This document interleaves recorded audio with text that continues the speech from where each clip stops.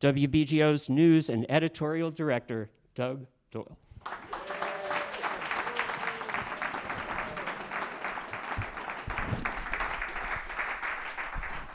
Thanks, buddy. Hi, everybody. So glad you could join us tonight. This person I'm about to introduce is a history book who is open to all kinds of stories, and you will hear some of them tonight. He's also one of the greatest jazz or just piano players in the world. But more importantly, he's so fun to be around. His energy is infectious. His music is amazing. So without further ado, the wonderful Monty Alexander.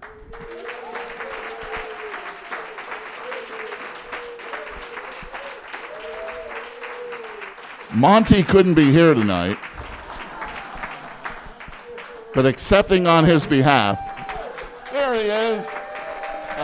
Woo!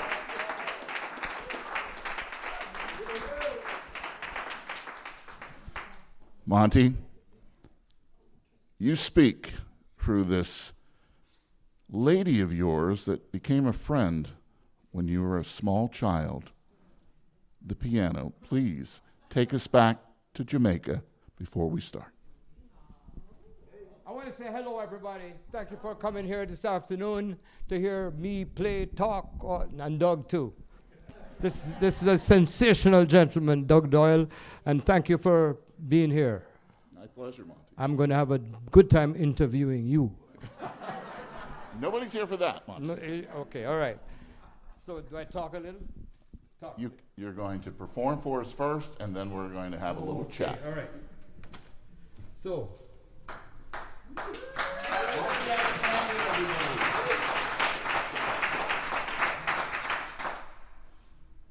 My mother used to sing this song in the house.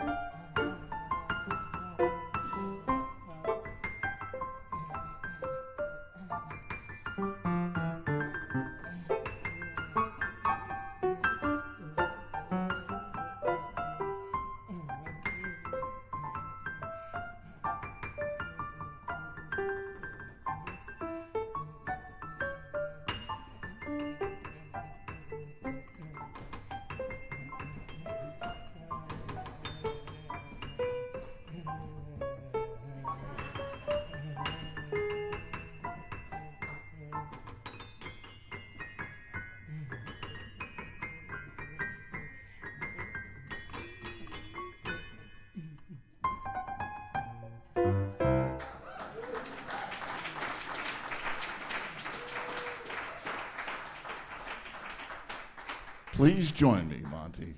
Fabulous. We'll Some of you might not know that it all started in Kingston, Jamaica, but Monty has since got appointed in January of last year as a member of the Order of Jamaica, basically like a knighthood. I guess you did okay. What does that knighthood mean to you? I have no idea, boss. I was just minding my own business. This music thing, gift that came from above, the Creator, kept me out of trouble. That's right. Because I was just a aimless kid, wandering around looking for fun, you know? And music came to me from a very early age. So I just kept going, playing the piano, and I noticed the people come around the piano, yeah, play, play, play. And I felt good. And then my mother said, we're gonna go to America. When I was just 17 at the time. And that was like a dream, you know? So I would always talk about Jamaica. Now this was when the British were still there, because independence came in the early 60s, 1962, independence. So I grew up under the British experience. And it's a little different, you know? So somebody said Monty Alexander is doing a good thing for Jamaica. And this is before Bob Marley came to Kingston. You know? We love Bob Marley, but before Bob Marley, and what happened as far as this wonderful thing called jazz, I would go to the local theater, our version of Radio City, call it. It's called the Carib Theater, and that's where they brought all the rhythm and blues artists. And I went and I saw my heroes. I heard these guys rocking, including Brooke Benton and Sam Cooke and Jackie Wilson and Frankie Lyman, all this music coming from America, right? But then I saw my number one hero, and when he talked like this. Hey, good evening, everybody. It was Satchmo. And I saw Satchmo. My dad knew the promoter, and I went backstage and I shook Mr. Armstrong's hand. Didn't wash it for about 2 months. And that was my hero, Satchmo. And that's, they say, one of the fathers of this music, right? So I got, a dose of some real music from America, this USA. I wanted to come to America where Superman flew out of those windows. And really, so I was a kid dreaming about this thing, because I didn't understand it. I didn't even understand how I play this beautiful instrument that gave me such a joyful experience. So the Order of Jamaica definitely is something really to be appreciated, honored, and respected. The University of the West Indies gave me doctoral letters. Folks, I appreciate that, but I still can't figure out what that means. And I'm absolutely serious, because it's nice to be important. Way more important to try to be nice. That's my attitude. So this music is a tremendous gift. If you get serious, this is how we can heal certain things. It's not going to do it. It's not a perfect answer, but it brings people together, brings a little smile to your faces, to your hearts. And I guess all this coming together, you must have seen that I was worthy of being looked upon in that regard. So they say it's like a knighthood, and I appreciate it very much. And we say, big up yard, meaning big up Jamaica. Wonderful. You may or may not know that Monty was named after the British General Montgomery. And in fact, he was born on D-Day. I'm 39. People can figure that out, So we're not going to reveal your age right now. Right. But before we have you go back to the piano, it's not just about the past with Monty Alexander. He is releasing a new album coming out, D-Day Voices. You keep pumping it out, don't you? Somebody suggested, you know what, since you were born on D-Day, this June the 6th makes it 80 years. So I'm the same age as that fateful day, the beginning of the end of the Second World War. And Jamaica being under the British system, nobody said, let's call him Abe Lincoln. They said, we won't call him after the great British general, Field Marshal Bernard Law Montgomery. And indeed, they called me Montgomery, and that's a great name. You know, this man was very revered on the battlefield and had, you know, the success while Dwight Eisenhower was in charge of the American forces, Charles de Gaulle for the French. And I made this recording as sort of a statement saying, this war thing is a better way to go about things. Be restrained and try to find that thing called peace. So my D-Day record is me saying that, you know, in the music. And we played some songs of the time that came out in that period, sentimental but also original. So I'm pleased I did it. Hit a few clinkers here and then, because that's what happens when you had 2 strokes, like I did. And I said, these strokes were a gift for me, because it grew me up better. Because my left hand, when I play my piano, sometimes, wait a minute, I'm hitting the wrong note.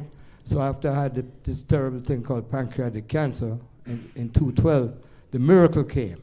I got healed, and instead of calling it chemotherapy, I call it chemosabe. And I tried to find, a guy said to me, look at the donut, deal with the donut, not the hole. So that's part of my way of getting through the day, looking for the positive. Bob Marley said, positive vibrations, you know? And that's what this thing can help me to be happy. If I'm having a bad day and I go play the piano, it's like better than aspirin. Yeah, I'm serious. So this music is therapeutic, and that keeps me feeling good about it, because I didn't earn it. And other than that, I was not a student. I didn't go to music school. I never learned. They tried to teach me, but I couldn't. Something in my brain wouldn't learn, and I was a lazy kid.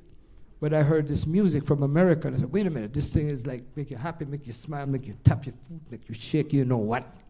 And that's what it did. So I lost out on a lot of musical experiences because I don't read music. I don't want to.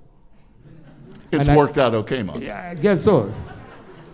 But you don't have to have any excuses about that. I remember when a man I became really, really warmly friendly with, Mr. Tony Bennett, our beloved Tony. I started spending a lot of time with him, just me sitting with him while he tells me stories of olden times, you know. He said, I want you to play on my record, a new record. I said, well, gee, Tony, this is such an honor. He said, I'm gonna make a. I said, Tony, I don't read. I may mess up the session. I don't want to do that. He said, well, you know Christmas songs, don't you? I said, yeah, because one of the first songs you play as a kid, 3, 4 years old, you play Santa Claus Coming to Town, or these songs. I play them, whatever key. And I said, yeah, okay, I know them. So I'm going to do an album with the Count Basie Orchestra. So I want you to play like Count Basie. Just them plink, plink notes, you know? And that's what I did. And I plunked it, blinked it, and am I talking too much? No, but we're going to get you back at the piano right now, because there's a couple of individuals who were instrumental in you coming to New York City. Jilly Rizzo and a singer by the name, I believe it was Frank Sinatra. So take us to the piano and take us to New York City, 1963. With great pleasure. And I want to say that I was playing in a nightclub in Miami, Florida, and these clubs I played at were mostly operated by men associated with the underworld.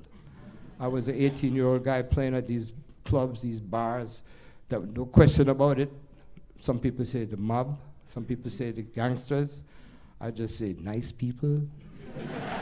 And I learned to mind my own business and don't get too involved, but must have been swinging, because they'd come to me and say, hey, kid, I like how you playing in between the cracks, you know? And sure enough, that I was playing in one of these places, and in walked Sinatra. Frank came with his friend Jilly. I don't know if you folks know about that world, but that was a big thing for me at 18 years old. I just come from Jamaica a year before that. I'm saying, what do I know? I know about bananas and mangoes. and all that. And next thing you know, Mr. Sinatra, Mr. Gilly Rizzo, he said, get this guy. And one thing led to another. He sent me an airline ticket, and I came to play at Gilly's in the summertime of 1963.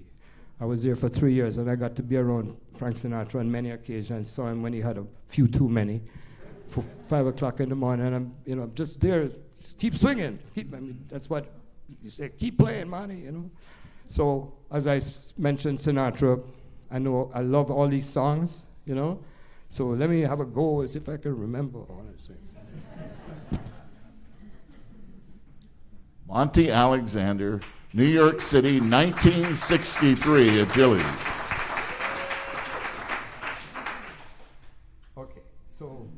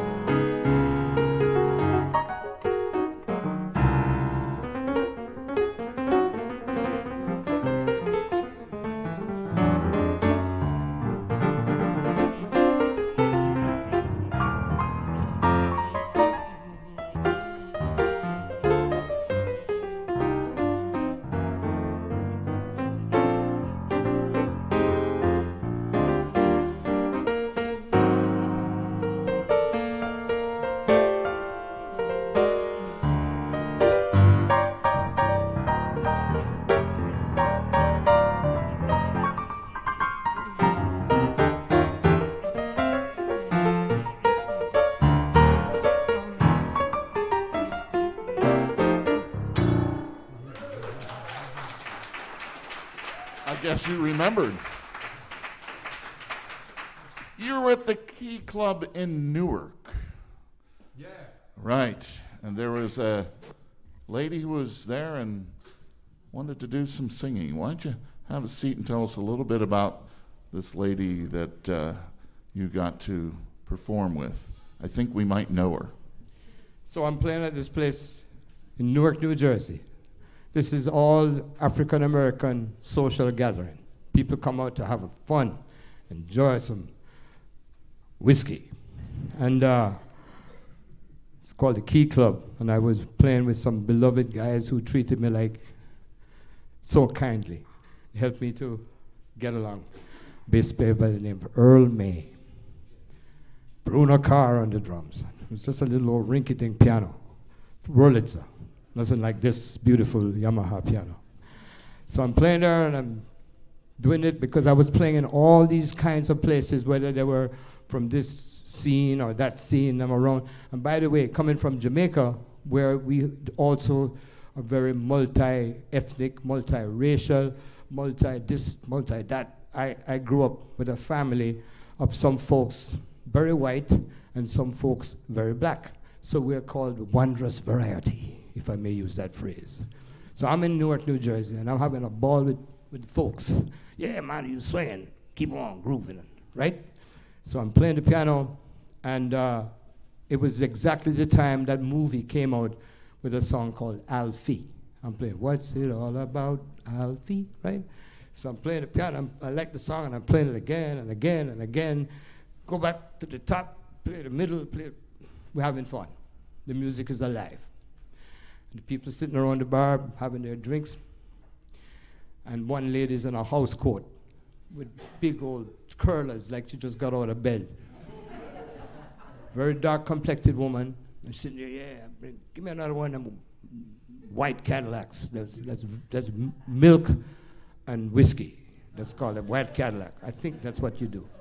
And she's sitting there with I noticed her. So the bartender comes in, the piano is in the middle of the bar. he said, I'm gonna take the mic. And he grabbed the mic off this kind of mic, grabbed it, and he walked away. I'm playing my Alfie song. And all of a sudden he hands it to this person, and then I said, what's that? And the person said, what's it all about, Alfie? What? It was Sarah Vaughan. Miss Sarah Vaughan went at it. Wow, how about that? I accompanied Sarah. And that was about 60, I think it was about 67, 68. Because after Gillies and Mr. S and all of those fantastic things that happened, because let me tell you, the booze was flowing. And the people would come into this place, including, you'd see Johnny Carson, way over the top with the alcohol. I saw him, and he was very, when the alcohol got to some people, they behaved very poorly. And Johnny came in there and he did something with a particular lady who was the girlfriend of a very mean gangster. But back to the Key Club. This is where we edit. We don't want you to go into that story too much. It's very difficult because if I start telling my real story, it's not any music school stuff and what arpeggio and the chord. What do you do with this? No, it's life, because the life, the dangerous life, the happy life, the frivolous life, all of it goes into this, you know. So anyhow, Sarah said, I walked over and said, it's always nice to meet you. I said, hey, kid, I like how you play the piano. And I said, thank you very much. She said, give me your phone number, as if she's looking for a piano player. And through the years, I would see Sassy when she was performing with her own group or with the Basie band, or, you know. So what happened to me, I was the kid in the candy store. I'm meeting all these incredible human beings who did incredible things. And when they made music, it was just so wonderful. And I met the great Duke Ellington. Am I talking too much, man? No, you're name dropping is what you're doing. Yeah, that's right. But this is real stuff. It's not, I didn't get this out of a book. I had a guy met me in Florida. He wanted to manage me. I was like 18, because when I played the piano, I must have been making it some kind of spectacle. And kid, I want to get you on the Ed Sullivan show. I said, what was that?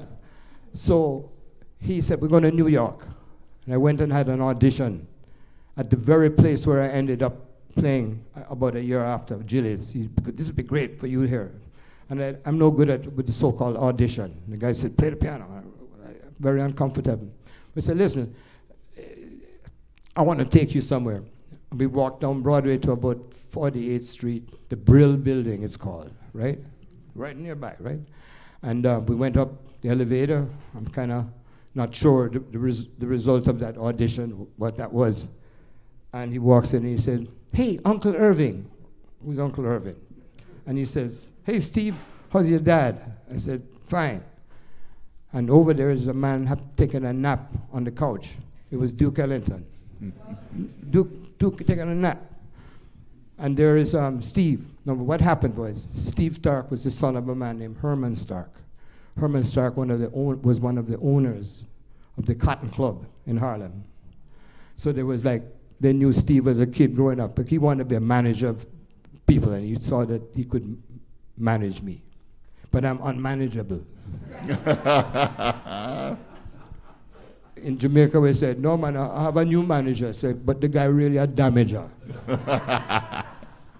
So anyhow, I met Duke, and he says, hey, Duke, so-and-so and so. Well, what ended up happening, I was trying to get my visa to be able to stay in America.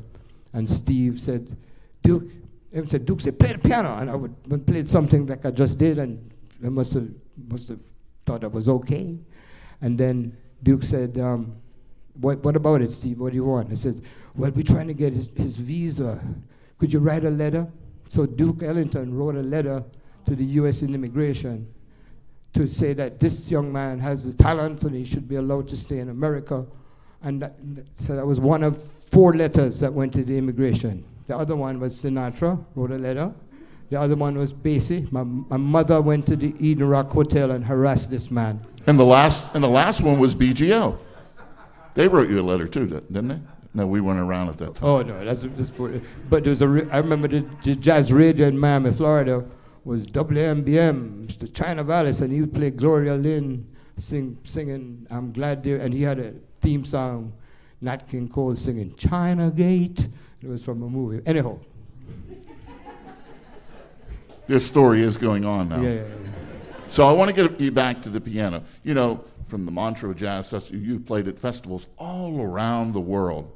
But I want to take you back to probably the most famous venue you've ever played at. And I think we all know it. The Bunch Park Bowling Alley in Opelika, Florida. Bunch Park Bowling, I got to tell you, it's in Opelika, Florida. And once again, you know, this is all, we say soul. This place is all about soul. And people come, they bowl, and after that, they have a little quintet playing. And the band leader, they call him C Major, Clifton Major. And he's playing all the songs that Cannonball Adderley had recorded, you know. This is, by the way, I met, among all these terrific people, I met Cannonball. He was just a bundle of joy. And he's positive. He talked to the audience. So anyhow, I'm playing. The guy said, "I want you to play piano with us." I said, "Yeah, okay." And I knew all the tunes, playing the blues, the this, the that. And that was where I remember the club owner was a white gentleman, and he met my mother.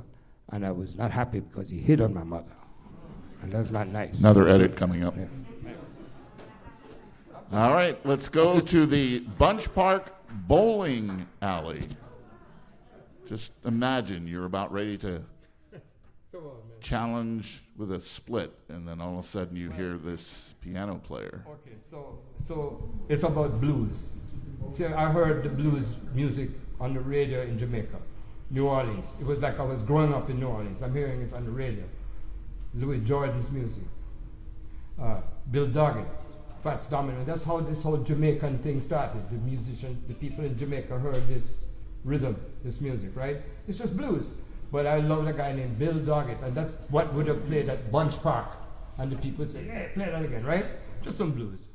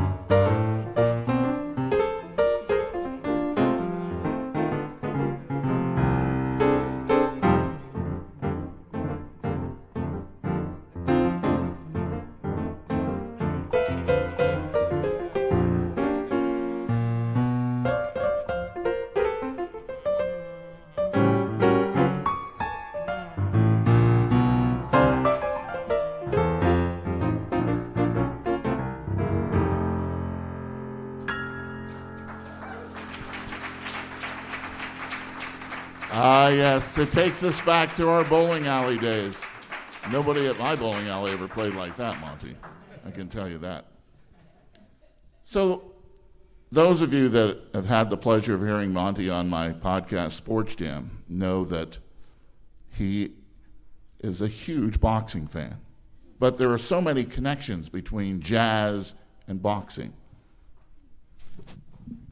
From Archie Moore, who he became great friends with, has stories about Joe Louis. But I want you to tell the story about Muhammad Ali. Wow. You're allowed to sit. Okay. So, as a kid, my father, he loved the boxing. And there was a boxing series, and I was 12 years old, and he took me to the fight. and the local Jamaican fighters. And to me, as a kid, I'm looking at it was in a cricket field where you play cricket, like baseball. And I'm watching this thing, and it reminded me of the bandstand when musicians are playing. I saw the lights, the floodlights in the ring. I just got excited, right? And I remember sitting in the bleachers, and you looked out there, and I could see the flies and the floodlights, flying around. And then the fighters came, and and it was, hey, that's a minor kind of violence, right? But as a kid, I'm just fascinated. It was like seeing the musicians play. It had to do with rhythm, with the way guys would box each other. So I became really a big fan of this sport, which some people don't approve of, because, hey, somebody get hit, the blood comes and the whole thing. But they govern how far you go with the violent thing. So I went back there to this particular place that would have the fights. And on one of those occasions, he was already a 45-year-old man, Sugar Ray Robinson, came to Jamaica. And I saw him from a distance. In fact, it was 3 or 4 years later I met the great, great Sugar Ray Robinson. And he was in California. By that time, he's working with Boys Club, helping the kids, you see? So I go to Miami now. Here I am looking forward to whatever that life is, because I didn't know what was going to happen. I didn't know one day somebody would hire me to play the piano in a bar. And I'll tell you bluntly, folks, we had a crowd of people that came there. A lot of those people were known as the pimps and the prostitutes. They're in the audience, right? You could feel it. Guy that may have been carrying a gun, seriously speaking. So you got to be careful. So one of the pleasures of being in Miami Beach, 3 blocks from where I lived, was an auditorium that every Thursday they'd have a boxing event. And I would go there regularly to see the various boxers, because I enjoyed it, just like when I go here to the jazz. So there were 2 guys standing in the lobby between 2 different fight events. And one of them was a very beautiful, both of them were dressed to the nines, like pinstripe, gray suit, tie, and sharp. And one of them was a guy I knew, saw him in Jamaica. I forgot his name, but he was standing with his friend. And the 2 of them, and I went to Alan Harmon. That was his name. Alan Harmon. I said, Alan Harmon, excuse my Jamaican accent. Alan Harmon, what man? You come from Kingston. I see you down there when you're fighting the guy down there, man. Boy, I can tell you really know to punch the left hook and the right jab and all that. And he said, yeah, how you doing? Very calm, very cool. And he's standing with the other guy, with the beautifully dressed man, the 2 of them. So I go back into the arena to watch this next fight. And I'm sitting behind 2 older gentlemen from New York or Chicago, and they're sitting there kind of with the cigar, And he said, hey, Irv. I said, the guy said, what? He said, you see those 2 guys walking in? And he said, he's got a big mouth. He's pointing at Alan Harmon. I'm thinking, no. He was pointing to the other guy who I had just met in the lobby. It was Cassius Clay. Not name dropping, folks. I'm just telling you, that was my first meeting this man. And right away I said, wait a sec, this man have this charisma, everything he says. What did he say, He was kind, as I read more about him, he was kind to children, to elderly people. He would go to the Jewish home, the elder people, and he was just so kind. And I was fascinated with this man. And I saw him on several occasions, and I'll tell you, in the boxing game, I turned down jobs to play the piano to find a replacement when I could go to see the fight. And people said, how could you? I remember one time I asked Tommy Flanagan, the great pianist, to take my place at a place called Fat Tuesdays. And when his wife found out, Diane, that I asked Tommy to take my place because I went to a boxing match, she never talked to me again. So I got crazy, and to this day, every Saturday night, I'll plunk down the pay-per-view, $60, whatever it is, to watch the young kids coming up, because it's like with the jazz, the beat goes on, it doesn't stop. So here I am, realizing that boxing and those guys came from the same neighborhoods, and the camaraderie between the fighters and the jazz musicians, and I'm speaking mostly the black fighters. Ben Webster, our great tenor saxophonist, was close to Joe Louis. you know. I was thinking before I was telling you, Ezra Charles fought Joe Louis, and he played the bass. Archie Moore wanted to play the bass. So there's a lot of connections with the boxing, you know. Absolutely, and you went to Madison Square Garden for a closed circuit with Miles Davis. You've talked a lot of boxing with Frank Sinatra, who actually was much more involved in the sport than some others.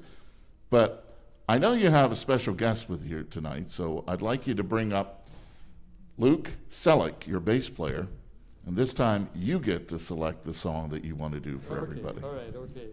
Man, you're a cunning fella, you know that? I just want to say, this music that grabbed me is not this type of music or that type of music. It's just music. I like, when I hear something and I like it, boy, I'm into it. I could go on, but I met Ravi Shankar once. This man was such a gentle spirit, this guy. And he told me, John Coltrane came to his house to learn music. And the history of jazz is, my heroes. I had a great, great hero in the pianist, a man who departed from this world not so long ago. And he meant so much to me as a friend, because he was, to me, the most creative man, sat behind the piano and inspired me. He, along with Nat King Cole and Errol Garner, these are my heroes about piano playing. And it was the great Ahmad Jamal. Ahmed was my dear, dear friend. I loved him greatly. Errol Garner, I got to know him, and we hung out a little bit, and he was just a funny guy. He liked to play the piano. He didn't say much, but he just could play the piano everywhere. And the other one was one of my other heroes who came to Jamaica, Nat King Cole. And I never met Nat, but full circle, years later, I ended up being invited by his daughter to play on her album called Unforgettable. So I went to her house, and beautiful lady, Natalie, passed from a kidney failure. And those people meant so much to me. But every time I see somebody playing the piano, I got, what's he doing? What's that, you know? So everybody's got some story to tell. And but those three men I mentioned, those are my heroes. And then Art Tatum, right there. But then there's Vladimir Horowitz and Arthur Rubinstein. So all these men. But you know who I loved? Chico Marx. So we have to bring Luke out now, After right? all of that, I met this young man some years. I went to Smoke, the nice club uptown, to look for a certain musician that was recommended, the great saxophone player George Coleman. I said, man, you should check out John Webber. So I thought John Webber was playing at Smoke. So I was looking for a bassist that I could George Coleman, he's a wise man of several years older than me. He said, go get John Webber. So I go to Smoke, and I see a group playing, making swinging music. My friend Russell Malone is playing the guitar. He's got his combo. And on the bass, it's not John Webber. It's Luke Sellick. I want to invite Luke to come play a few of the tunes. Luke Sellick, everybody. Luke is from Winnipeg, Manitoba, up in Canada. A little colder there than it is right now, right? Here. So we've been having a ball. We've already been to India. You went to India, right? Yeah. And we've been to, name it, all over the place. You know what, Monty? If you keep playing, you're going to meet some really important people someday. You've had a boring life. Everybody's important. My goodness. Everybody's important. You know, the thing about you that you told me backstage that I love, you said, I never asked anybody for anything. They came to me. And that just shows what kind of personality you've had through the years. I mean, it sounds like promotion, ego, but no, I fight that ego, because the ego is where the stuff goes wrong. If you let your ego rule you, it's not as beautiful if you let the spirit move you, because we have this ego and that spirit, and they're fighting each other. And I realize that, But I had a point. I forgot. You'll make it with the piano. Monty Alexander and Luke Sellick. Okie doke. Okay. I wrote this thing called renewal, meaning no matter how bad it goes, you always have a chance to start afresh. It's called renewal.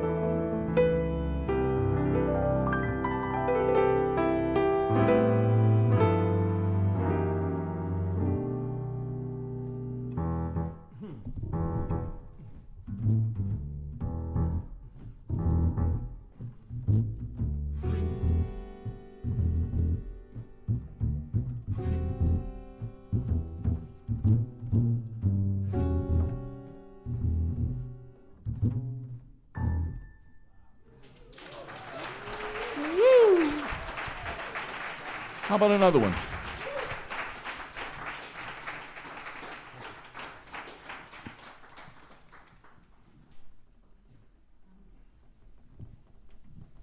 This next one, kind of a lamentation about when people depart and go to the great beyond.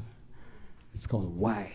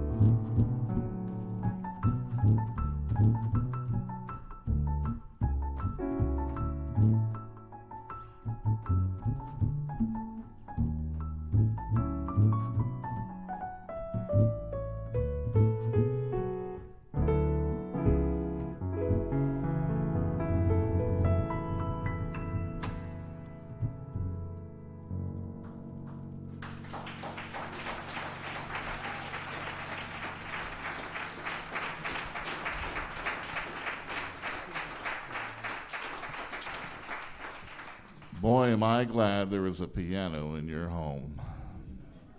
Because that was your friend. The piano was your friend. You said, your lady, right? And the connection that you had to this instrument from early on.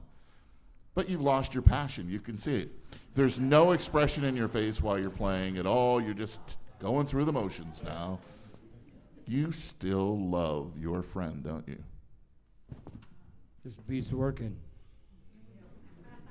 I feel guilty sometimes, but I feel blessed. I do, because I didn't earn this. It came to me, like so many other wonderful things. And when I play, if I get out of my own way, then incredible, wonderful things happen, you know. And I'm honored to feel like I give a little joy, because that's what it is, you know. It's about spreading positive, you know.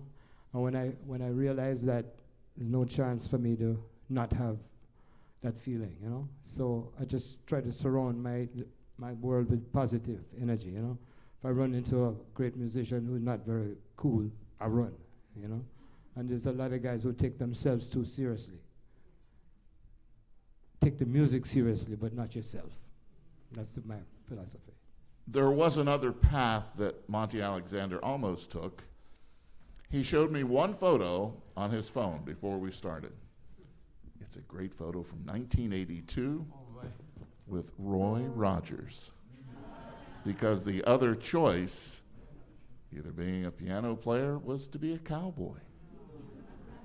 That's a great picture, by the way. Yes, it is. Yes. You weren't even eating chicken. That was way before Roy Rogers' Chicken Restaurant came about. Well, a lot of us, my age, we love to go to the matinee on Saturday with the rest of the friends at school. Why? Because we want to watch the Westerns. And that was a period in America where that entertainment, I used to hear that if your parents wanted you to go to church, and you didn't go to church, but you went to see the Westerns, they were okay with that, because they were all stories about the good guy is winning. You know, it's naive. Yes, it's naive. But when you had those heroes on the screen, I saw these people, and I just loved them. So I'd go home and play these little tunes, you know, such as.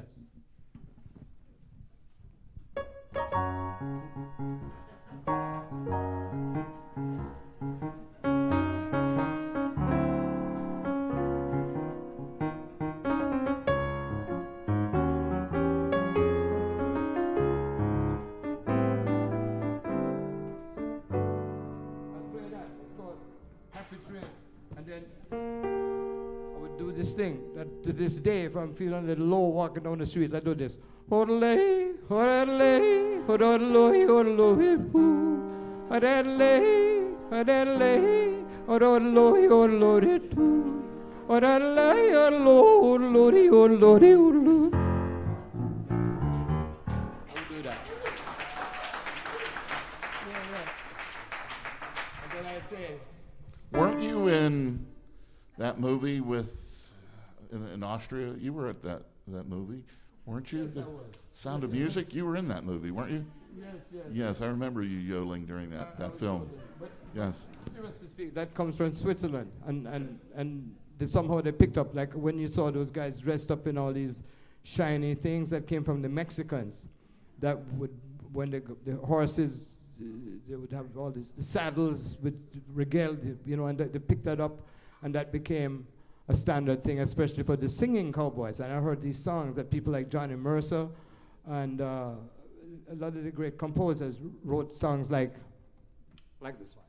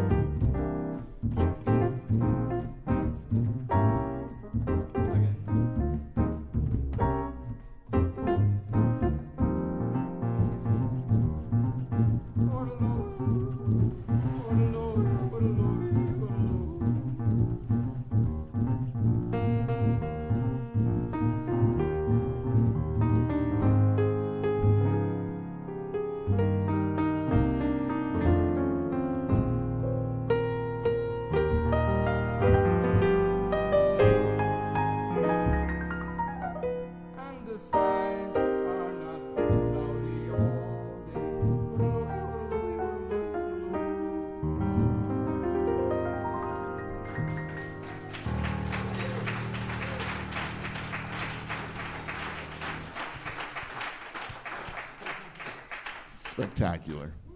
So what? Spectacular. You know, you're giving us this treat, but you make us happy, Monty. We need that so much.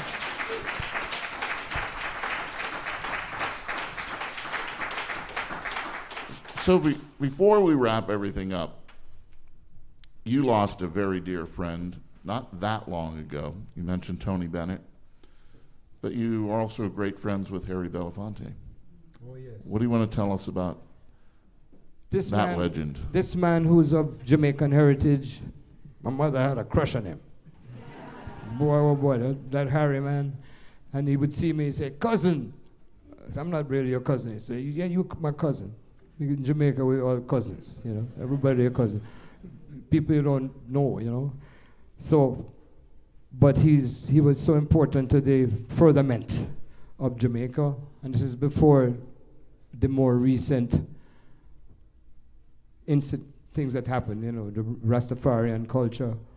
And he was this great, he started out with jazz. He got a job in the late 40s playing at some place on 52nd Street. And the musicians that were on the bill, he was the intermission guy singing a couple of songs with a fella playing the guitar. But the guys at the club that were playing, it was Charlie Parker, Max Roach, Al Haig on the piano, another who's the bass, I don't remember.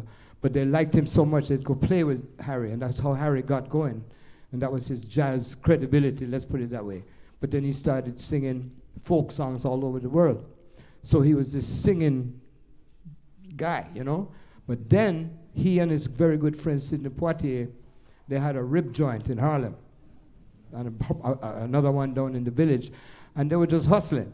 And then they went to what was the American Negro repertory place, and one thing led to another, and he got a call in Hollywood. Next thing you know, Harry's on the screen, knocking him dead, because he got that charisma, such a handsome man, and there he was. And then he was performing in Las Vegas now, and he's very popular. This man, the shirt is open, you know, and the ladies, oh, I love Harry, you know. But Harry had a big issue when dealt with racial prejudice, and Harry stuck his neck out, and he almost abandoned his career to go deal with this issue called civil rights. So this man was in the movies, he was in the recording the songs, and by the way, he had to put Jamaica on the map when he recorded "This is my island in the sun, where my people have toiled since time begun," and that became like an anthem.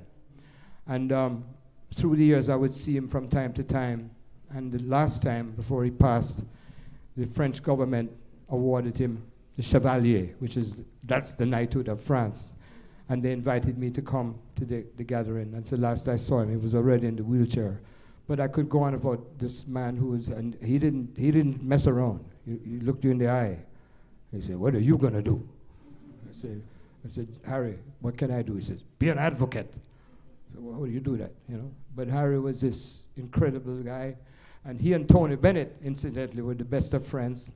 When the march at Selma took place, Harry called all his friends and they dropped everything and went to Selma to march with Dr. Martin Luther King. So here's triple threat. He's the singer, he's the movie actor, and he's a man that did so much to make the world a little better. So Harry is super duper, not just entertain, you know, Mr. Belafonte. Mm.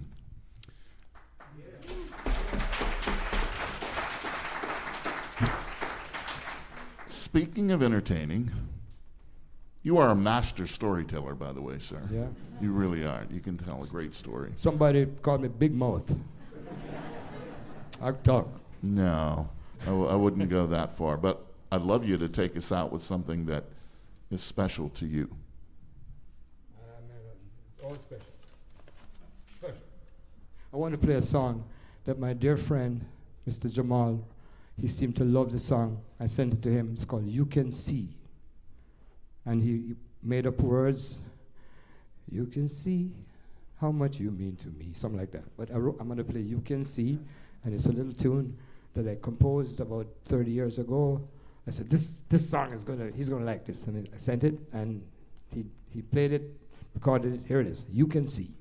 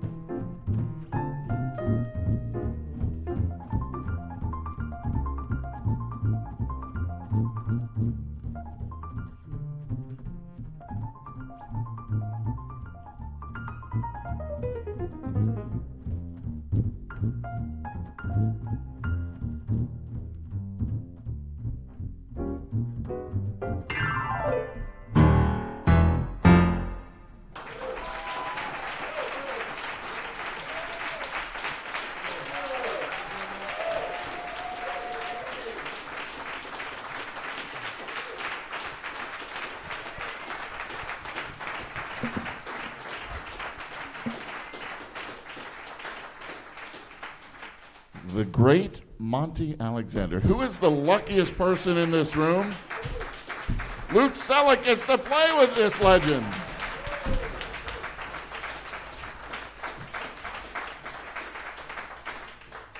What a special night it's been to share stories and listen to those two hands working your friend through all the years. Thank you very much. You are a magical musician. Listen, man, I'm glad to get a job. Yeah. Well, if you go back to that bowling alley, they might hire you. I think so. I think so. Doug, I just want to tell you it's been a real joy and a pleasure having some fun here today. Thank you so much. And I could go on, but another time, you know. Appreciate it very much. Thank you. Monty Alexander, everybody.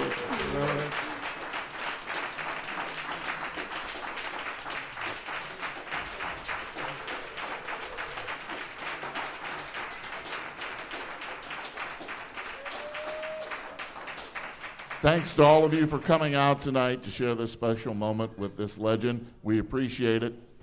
Have a safe drive home, and keep WBGO on your radio and on your mobile app.